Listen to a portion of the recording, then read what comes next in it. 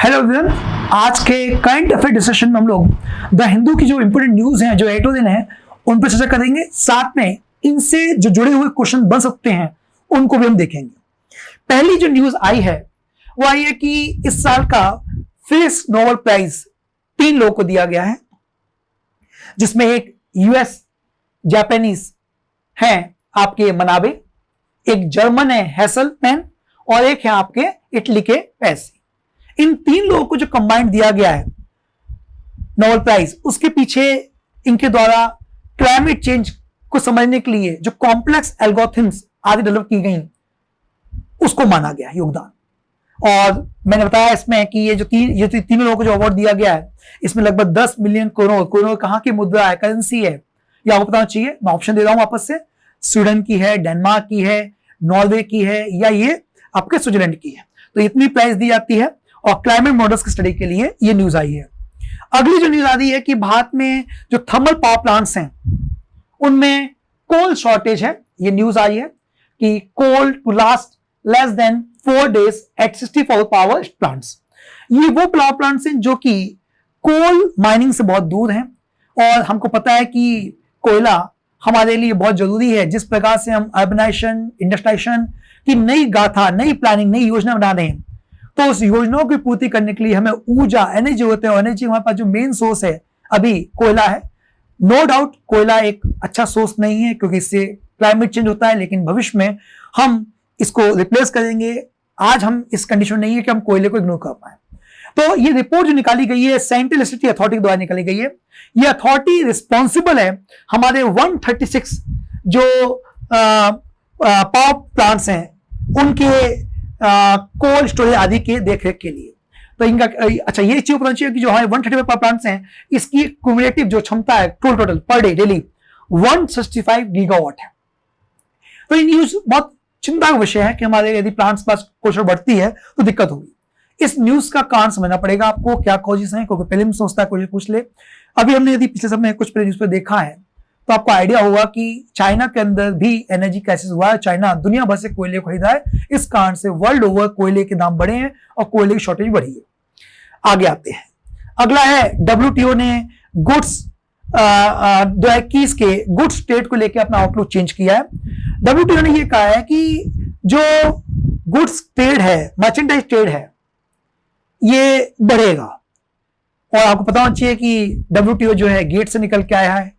Gate जो पहले organisation थी, सेकंड वर्ल्ड वॉर का बन के आई थी, उसकी लिमिटेशन ये थी वो केवल ट्रेड पे काम कर रही थी, और ये ट्रेड एंड सर्विस और बाकी सारे सेक्टर्स को हो गया था। WTO थोड़ा ज्यादा इंक्लूसिव है। तो WTO ने ये कहा है कि वर्ल्ड ओवर में चीजें बढ़ी है, लेकिन कुछ चिंता के विषय हैं। अभी भी सप्लाई चेन स्ट्रेन बना हुआ है, मतलब जो कोविड-19 के पैंडेमिक के दौरान से सप्लाई चेन स्ट्रेन है वो अभी भी कंटिन्यूस है। इन्होंने ये कहा है कि इसके 2 बड़े कॉज हैं। फिल्म्स के पॉइंट बहुत इंपॉर्टेंट है। एक है आपके पोर्ट बैकलॉग, अर्थात कंट्रीज के पास जो मर्चेंटाइज ट्रेड हुआ है, जो शिप आए हैं ट्रेड करके, वो लगातार वहां इकट्ठे हो गए हैं और पोर्ट पे क्लियर नहीं हो पा रहे। तो एक तो पोर्ट बैकलॉग, हमें पता है कि हमारे जो पोर्ट्स हैं इंडिया के बंदरगाह, उनकी क्षमता बहुत कम है, और उस कारण से जो बड़े शिप हैं उन्हें बाहर वेट करना पड़ता है डीप सी में। तो ये एक इश्यू आ गया। दूसरा ने कहा है कि चिप स्केर्सिटी, हमें पता है कि पिछले कुछ समय से सेमीकंडक्टर आदि की भारत में शॉर्टेज है, ऑटोमोबाइल इंडस्ट्री बहुत तेजी से जूझ रही है, और ये तो बड़े ऐसे कंसर्न है जिन WTO ने माना है कि इससे वर्ल्ड ट्रेड में बाधा आ रही है, सप्लाई चेन स्ट्रेन हो रही है, यदि वो प्रॉपरली यदि आ जाए तो हम उसको डेवलपमेंट में यूज कर सकते थे इसे। अगला जो आर्टिकल है जो मूडीज का है, ये हम अलग से पूरा रिपोर्ट लेंगे कि ये जो एजेंसीज हैं ये कैसे काम करती हैं, क्या करती हैं। बट मूडीज की रिपोर्ट की न्यूज आज ये कहती है कि मूडीज ने इंडिया की रिपोर्ट जो पहले डाउनग्रेड थी उसको इन्होंने स्टेबल कर दिया है। माना है कि इंडियन इकोनॉमी अब वापस से रिकवर कर रही है, और ये रिपोर्ट जो होती है बड़ी सिग्निफिकेंट होती है, स्पेशली फॉरेन डायरेक्ट इन्वेस्टमेंट के लिए या फॉरेन इन्वेस्टमेंट के लिए। वर्ल्ड ओवर हमारी इमेज का, हमारी इकोनॉमिक कंडीशंस क्या हैं, इनको एक्सप्लेन करने में इन रिपोर्ट्स का रिव्यू होता है। कई बार ये माना गया कि रिपोर्ट जो है बायस नहीं है, आमतौर पर डेवलप कंट्रीज के इनके ऊपर इन्फ्लुएंस रहा है और डेवलपिंग कंट्रीज के अगेंस्ट इन्होंने रिपोर्टिंग करी है। तो ये कुछ न्यूज थी इसकी इंपोर्टेंट, वो हम अलग से वीडियोस को देखेंगे, वहां पे मैं क्लियर करूंगा क्या क्या चीजें। एक आया है बिग बैंग। बिग बैंग थोड़ा बहुत इंपोर्टेंट है। रिसेंटली मानसून भारत में खत्म हुआ, जून से सितंबर भारत में मानसून का समय आता है। और हमें पता है कि जो मानसून की अधिकांश बारिश होती है वो जून जुलाई में होती है। बट 2021 का जो मानसून रहा ये कई मायनों में नया है, इसमें नयापन है। सबसे पहले तो देखिए कि हमारी जो हिस्टोरिक एवरेज रेनफॉल हमारे होती है वो होती है 88 सेंटीमीटर। इस बार हमारा जो रेनफॉल हुई है वो ये 87.4। तो यहां तक तो बात ठीक है, लगभग हम अपने हिस्टोरिक एवरेज के करीब पहुंच गए। बट इस बार एक्सेप्शनल ये रहा कि शुरुआती मंथ में अगस्त आते आते हमने देखा कि मानसून में लगभग 9% का डेफिसिट था। और ये देखा कि यदि हम पूरा ओवरऑल मानसून देखें, यदि हम केवल अगस्त का देखें, जून अगस्त का देखें तो 9%। लेकिन अगस्त में जो हमारा सेकंड हाईएस्ट रेनफॉल का मंथ होता था वहां पे लगभग 24% शॉर्टेज रही। ठीक, ये जो शॉर्टेज थी इसके साथ कुछ और चीज निकल के आई, वो देखिए इस बार के मानसून कुछ नई पैटर्न, क्योंकि अभी अपडेट हो गया है तो हो सकता है कि क्वेश्चन से बने। मैं एक्सपेक्ट कर रहा हूं कि प्रीलिम्स और मेंस क्वेश्चन बनेगा इससे। तो आपको क्लास 11th की जो एनसीईआरटी है जिसमें भारत का क्लाइमेट हम पढ़ते हैं, इंडियन क्लाइमेट, वहां से प्रेसिपिटेशन, उसका पैटर्न आदि पढ़ना चाहिए। और ये पैटर्न बदलाव आने वो देखनी चाहिए। पैटर्न जो बड़ा बदलाव आया है वो आया है कि सितंबर की रेनफॉल में बढ़ोतरी हुई है। अगस्त में शॉर्ट रही, सितंबर में 35% मोर देन मंथली रेनफॉल हुई है और होनी चाहिए एवरेज 17 और हुई है लगभग 22.9। अब ये जो रेनफॉल कम ज्यादा हुआ इसका क्या इंपैक्ट पड़ता है, इसके लिए आपको समझ पड़ेगा कि इंडियन इकोनॉमी काफी तक मानसून में निर्भर है। मानसून के साथ ही हम फसल की बुआई करते हैं, सोइंग करते हैं, खरीफ लगाते हैं। और यदि मानसून देर से आता है तो हमारी फसलें भी देर से होती है। और यदि मानसून पीछे तेज आता है तो फसलों को जब कम पानी जरूरत होती है, जब पक गई होती हैं, वहां पर ज्यादा पानी से गल जाती हैं और इस तरह से काफी हद तक खाद्यान्न संकट भी आता है। तो इंटरेस्टिंग बात यह है कि सितंबर में ज्यादा बारिश रही और जिस समय हमको डिजायरेबल नहीं थी उस समय ज्यादा बारिश रही। मानसून 2021 इस एक और रूप में नया है कि लगातार पिछले 3 सालों से मानसून हमारा नॉर्मल है और यह स्थिति लगभग 96, 97, 98 के बाद देखी गई है। तो ये कुछ नए बदलाव आए हैं। इसके अलावा हम देखें कि अधिकांश जो रेनफॉल हुई है वो सदर्न इंडिया में रही है। ईस्ट मतलब कलकत्ता, नॉर्थ ईस्ट, आपका असम, मेघालय, मणिपुर, वहां पे थोड़ा बिलो नॉर्मल रेनफॉल रही है। ठीक है, और 3 साल की जो अच्छी मानसून हुई उससे ये है कि हमारे जितने भंडार थे, जितने पानी के स्टोरेज रिजर्वियर वो भर गए। जो मैंने पहले बताया कि खरीफ क्रॉप सोइंग, इसको इसने बहुत गहरे रूप से प्रभावित किया मानसून के लेट आने से, और फिर सितंबर में अधिक बारिश से क्रॉप डैमेज हुआ है। तो अल्टीमेटली भारत में इससे फूड इन्फ्लेशन आने की संभावना है। आर्टिकल में लास्ट में एडिटोरियल में लेखक ने यह कहा है कि आईएमडी को अपनी फोरकास्टिंग को इंप्रूव करना पड़ेगा। यदि क्लाइमेट चेंज हो रहा है और क्लाइमेट में बदलाव आ गया है तो अब हमें फोरकास्टिंग को बदलना पड़ेगा। हमें समझना पड़ेगा कि मानसून किस तरह आ रहा है ताकि हम सही इनपुट दे पाए किसान आदि को अपने स्ट्रेटजी को चेंज करने के लिए। इसके बाद एक और आर्टिकल आया है, crack down there hope here. यह आर्टिकल बेसिकली चाइना में जो बड़ी टेक कंपनी है उनको लेकर चाइनीज गवर्नमेंट के द्वारा पिछले कुछ दिनों से जो उठाए गए कड़े कदम है उस पर बेस्ड है। और ये आर्टिकल ये कहता है कि इसमें कुछ स्टोरी दी है कि इस तरह से वहां पे बड़ी कंपनियों को कंट्रोल किया गया, फिर अलीबाबा कंपनी को कंट्रोल किया गया और इससे ये हुआ कि वहां की जो बड़ी कंपनीज हैं उनको काफी लॉस हुआ है। और स्पेशली आपकी जो कंज्यूमर टेक कंपनी है, फॉर एग्जांपल ई कॉमर्स कंपनियां हो गई, सर्च इंजन हो गए, राइड शेयरिंग हो गई, फूड डिलीवरी हो गए, इनको मेनली फोकस किया गया और इनका जो लॉस हुआ लगभग $1.5 ट्रिलियन के आसपास हुआ है चाइनीज टेक सेक्टर का।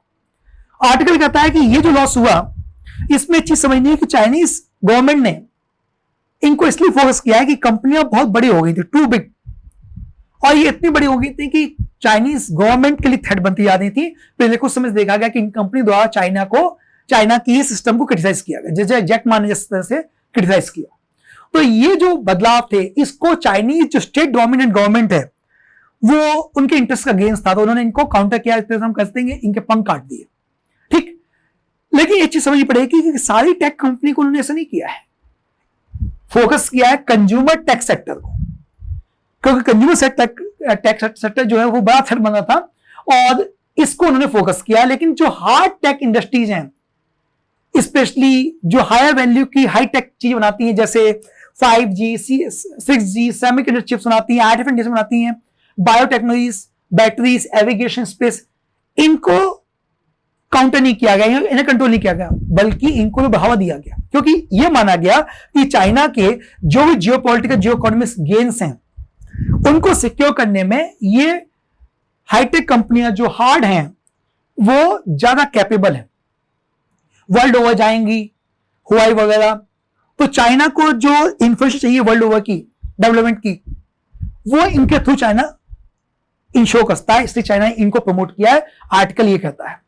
आर्टिकल के अगले भाग में ये कहा गया कि ये जो डेवलपमेंट चाइना चल रहा है ये हमारे लिए अच्छा है, ठीक। और उसने ये कहा कि देखिए इंडिया के अंदर लगातार स्टार्टअप बढ़े हैं। First half of this year alone 10.6 billion के स्टार्टअप इंडिया के अंदर अर्निंग रेज हुई है। और तो आर्टिकल ने ये कहा है कि हमारे यहां जो यूनिकॉर्न कंपनी है अर्थात जिनका वैल्यू नेटवर्थ 1 मिलियन ज्यादा है, उनकी संख्या भी लगभग 60+ हो गई है। और ये सब चीजें दिखाती है कि इंडिया जो है एक फेवरेट डेस्टिनेशन बनते आ रहा है। चाइनीज कंपनियां जो वहां के रिजिड नियम रेगुलेशन से मूव कर रही हैं, उनके लिए इंडिया जो है एक अच्छी स्थिति बन रहा है। आर्टिकल कहता है कि हमें अब कुछ समझना पड़ेगा, हमें इसका फायदा भी लेना है। तो एक तो इंडो अमेरिकन कॉर्पोरेशन जो क्वेड के माध्यम से करना चाह रहे हैं उसको और बेहतर करें, स्पेशली टेक्निकल कॉर्पोरेशन। चाइना ना सिर्फ हमारा एक एनिमी है, कंट्री है, ये अमेरिका के लिए भी थ्रेट है, और इसलिए इन दोनों देशों बीच में टेक्निकल कॉर्पोरेशन होने की एक गहरी गुंजाइश है। हमें पता है कि जितनी भी कंज्यूमर टेक कंपनियां हैं बड़ी, उनका कहीं ना कहीं एक बार संबंध अमेरिका से रहा है, अमेरिका पास एक अनुभव रहा है, और अमेरिका पर बड़ा बाजार भी है। यदि इंडिया अमेरिका टेक्निकल कॉर्पोरेशन बेहतर होता है तो चाइनीज कंपनियों को इंडिया में आने के लिए हम ज्यादा बेहतर तरीके से एग्री कर सकते हैं। इसके अलावा इंडिया को बाकी सब कंट्रीज से भी जो फ्रेंडली हैं उनके साथ भी अपने आप को ज्यादा बेहतर कॉर्पोरेशन तैयार करना चाहिए, ताकि इनसे जुड़ के हम इनकी क्षमताओं को उपयोग करें और इन कंपनियों के लिए जो भी कुछ रिक्वायरमेंट है हार्डवेयर आदि की, जिसमें हम कहीं लैक करते हैं एडवांस हार्डवेयर टेक्नोलॉजीज में, वो हम यहां से अचीव करें और टेक्नोलॉजी दें। फॉर एग्जाम्पल उदाहरण दिया ताइवान एक चिप मैन्युफैक्चरिंग में बड़ा कंट्री है, काफी बड़ी कंट्री है, और यदि उसके प्लांट इंडिया में लग जाते हैं तो इन कंपनियों के लिए और भी सहूलियत हो जाएगी भारत में काम करने के लिए। आर्टिकल लास्ट में कहता है कि भारत के पास इसको करने की क्षमता है, मादा है। हमने बायोटेक स्पेस में पहले से किया है, और यदि हम इसी प्रकार की पॉलिटिकल विल को अपनाएं और इन चीजों को सीरियस लें, इन कंपनियों के लिए अनुकूल मौका बनाएं, तो भारत एक आत्मनिर्भर सेल्फ सफिशिएंट है, और हमारे जो विकास की यात्रा हम चाहते हैं, जो डेवलपमेंट चाहते हैं, उसको हम अचीव कर सकते हैं। तो ये कुछ आज के एडिटोरियल के मेन डिस्कशन थे जो हमने आपका शेयर किए। रिमेनिंग के लिए आप वहां पे आइए, वहां देखिए, बाकी सब भी हमने इसको एनालिसिस किया है। क्वेश्चन आंसर भी मैं शेयर कर रहा हूं, जो अच्छे क्वेश्चन बच्चों ने लिखे हैं वो शेयर कर रहा हूं। आई होप कि आपको डिस्कशन से बहुत फायदा होगा। धन्यवाद।